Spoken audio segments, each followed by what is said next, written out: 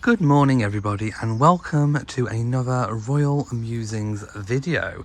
Today we are back obviously talking about all the latest topics in royal family news, so I will be getting to them very shortly, but I would like to welcome you to these Royal Musings videos and just kind of explain a little bit about why I'm doing them this style, just kind of looking at the garden. I will be showing photos if it's expedient to do so.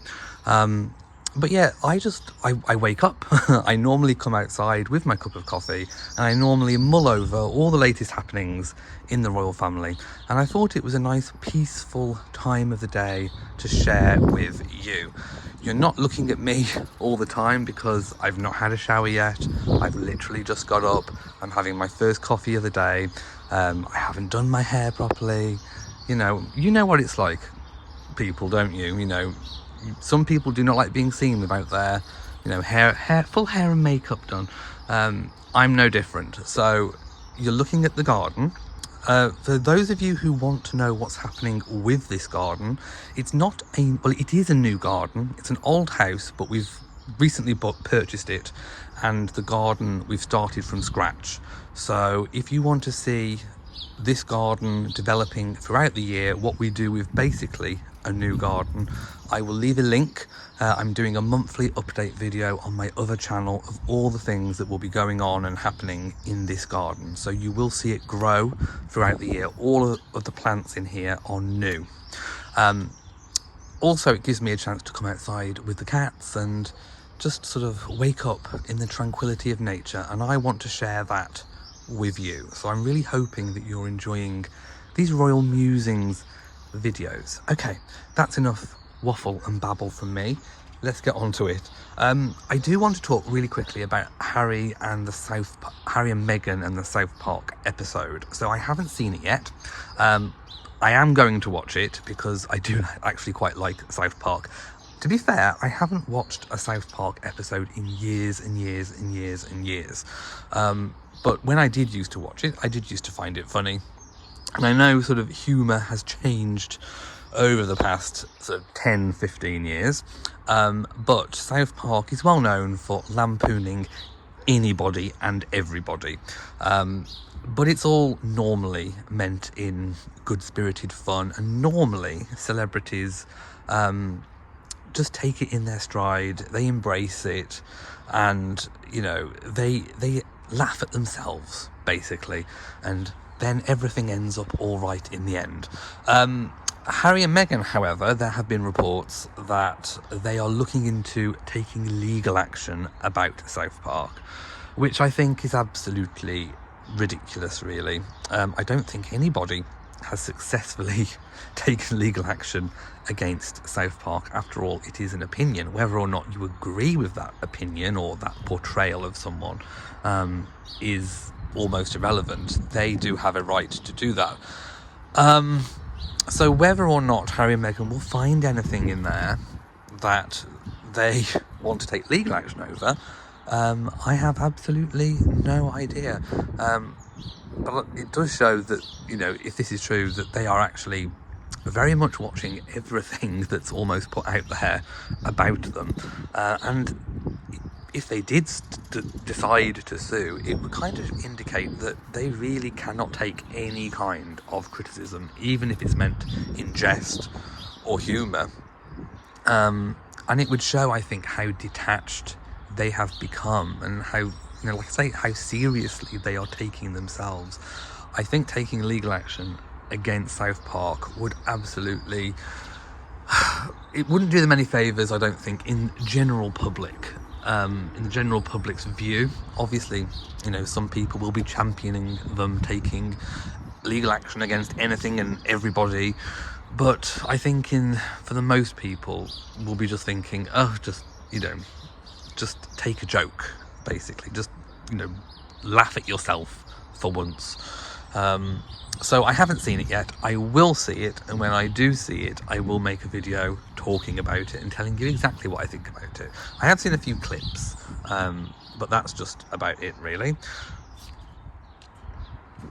So next story on my agenda is still about Harry, and it's about this ongoing rumbling persistent story about Harry's police protection here in the UK. So it is important to note that this relates to just here, when Harry and Meghan and Archie and Lilibet are here in the UK.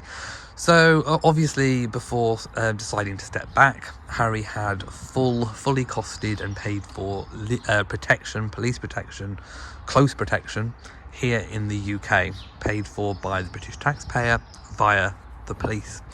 When he decided to step back, there was a decision taken to remove that police protection, very much, well, not actually in line with Princesses Beatrice and Eugenie, but Princesses Beatrice and Eugenie did have full-time police protection, and they lost it many years ago. I think it was just about before the Cambridge children were born.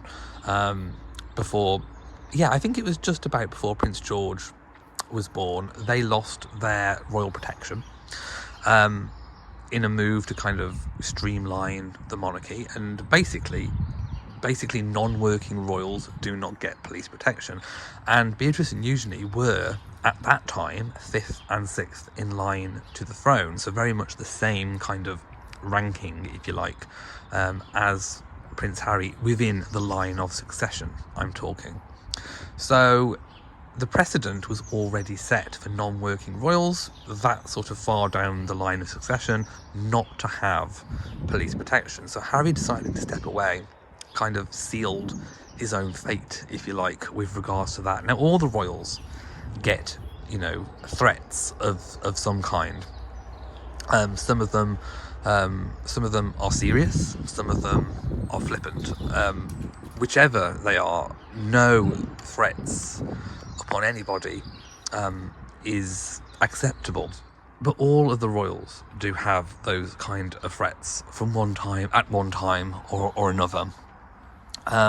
So anyway, they lost their police protection, and Prince Andrew has subsequently lost his, although I do believe the King is paying upwards of £3 million a year for Prince Andrew to have some kind of protection. It won't be, I don't think, police protection, but it will be security. Again, very different circumstances, because I think Andrew was obviously made to step back. Through Harry, it was choice, and of course Harry is living abroad, and obviously all the extra expenses that incurs with all the travel and all that kind of thing. So basically a lifestyle choice. So what was I saying? Back to the police protection.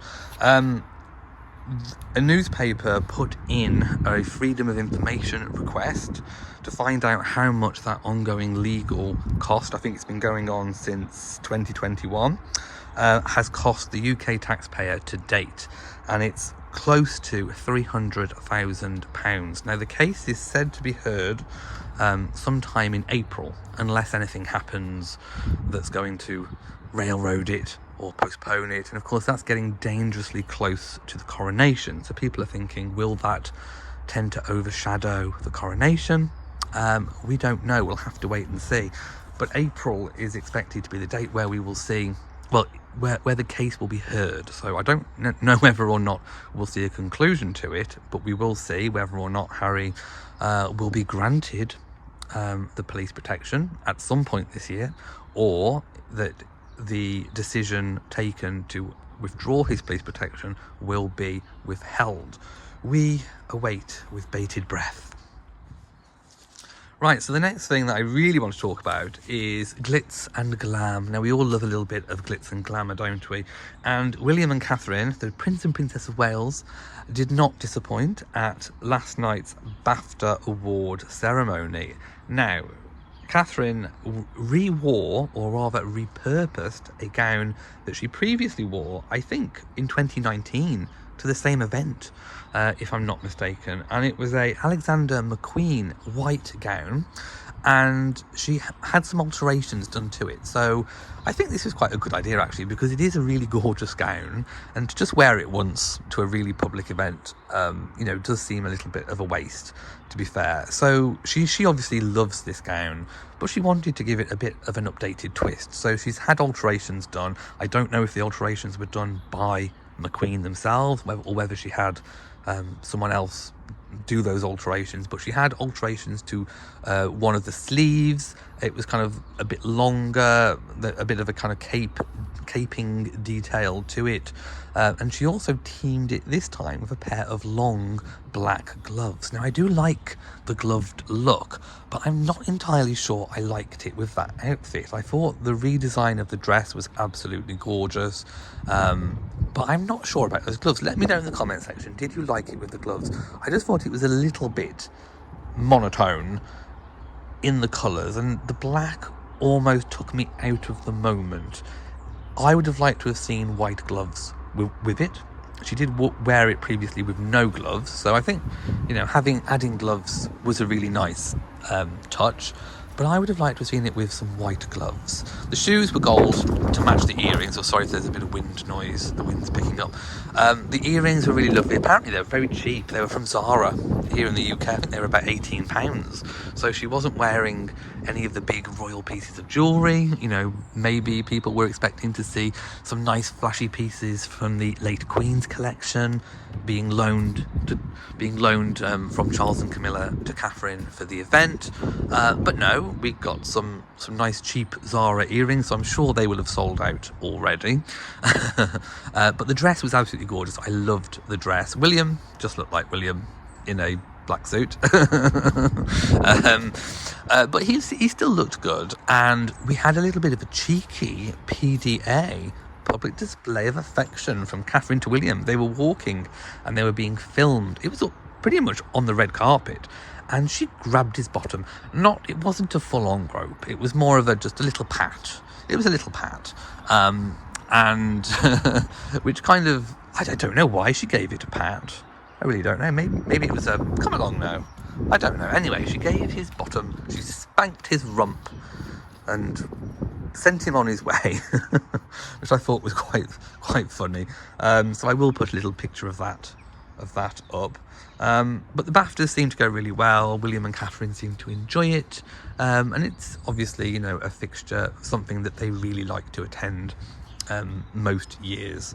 So there we go. Also, gearing up for the coronation, I want to talk about what Charles is likely to wear. So we know that we've had reports that Charles is willing to wear the traditional kind of stockings and that kind of look that many of his predecessor male sovereigns have worn in the past.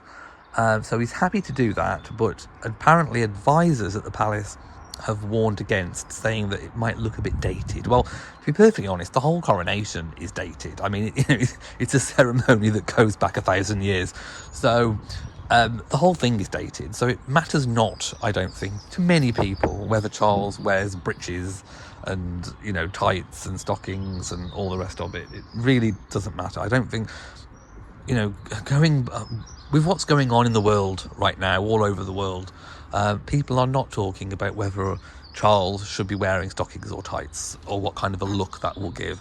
I think what look it would give is a very traditional look, one that kind of dates back to the pomp and circumstance, which this ceremony is. There's no getting away from the fact that this ceremony is pomp and circumstance. So my thoughts on that would be, Charles, just wear the tights, you know, just put them on. Anyway, there's talk of him wearing the Admiral of the Fleet uniform, which is the same one that he wore to the state opening of Parliament on the last occasion. So I'll pop a picture there as well. Which is a lovely uniform. I'm not going to say, it looks very royal. It looks very, you know, it looks the part. But my concern is that it looks like it's favouring the Navy. And, you know, let's not forget there is the Air Force, there is the Army, you know, there are other forces that Charles is head of. And does it seem like it's favouring one above the other? That's my only concern with wearing a military style uniform. I just think wear the breeches. You know, is it really going to matter? Are people going to be looking at you in this very, you know, archaic but beautiful ceremony and think, oh, he's wearing breeches or he's wearing tights? I don't think so. I think it's going to be perfectly fine for him to just wear the tights. Anyway, going back to Camilla, she's kind of championing this new award. So citizens of the UK can vote for or nominate other citizens of the UK that do constantly good work in their local communities to receive a Coronation Champions Award. This comes in the form of a badge, and the people that are kind of granted this in the end, that get through that selection process, will receive the badge and an invitation to some kind of prominent coronation event, such as the concert or a garden party or something like that. So I would very much love to receive a garden party invite. But no, you have to be doing some really important work, selfless work in the community, and other people can nominate you, but they have to have your permission to nominate them. So it's not sort of like, you know, an MBE or an OBE where the recipient doesn't necessarily need to know that they're being nominated. The people have to give their consent to it. So yeah, if you know anybody who deserves a Coronation Champions Award, you can nominate them. I will put the link in the video description, but I think you have to be from the UK to do that, and the person you're nominating has to be from the UK as well. Lastly, following on from what I was talking about yesterday, which was mostly Prince Andrew and sort of will the King reduce his annual income, therefore meaning that Andrew can't afford to stay at Royal Lodge, his home. Another story came out, and I think it probably is one of these palace leaks to kind of counteract that story, saying that Charles would not see Andrew without a home, which kind of backs up, or rather shores up, what I said yesterday, which was my musing that Charles would potentially offer Andrew another royal home, perhaps a smaller, more affordable one, but one that still has the protection. I said, or I proposed, that Wood Farm would be the property. Obviously, you know, this kind of leak doesn't go into details of that nature, but I wouldn't be surprised if Andrew with Sarah didn't decide to relocate to Wood Farm in Norfolk, probably around the September time. That is what I am predicting might happen. I mean, it might not be Wood Farm, it might be a different property, but I'm thinking that there will be some kind of movement round about the September mark. We will see. I mean, obviously with royal watching, we do have to wait and see. That is part of this game. It's this kind of wait, I suppose. Okay, thank you for watching this video. If you have enjoyed it, then please give it a big old thumbs up. Don't forget to share on social media, and of course do hit the bell so that you know whenever I upload a new video. So from me, mwah, to you all, and goodbye.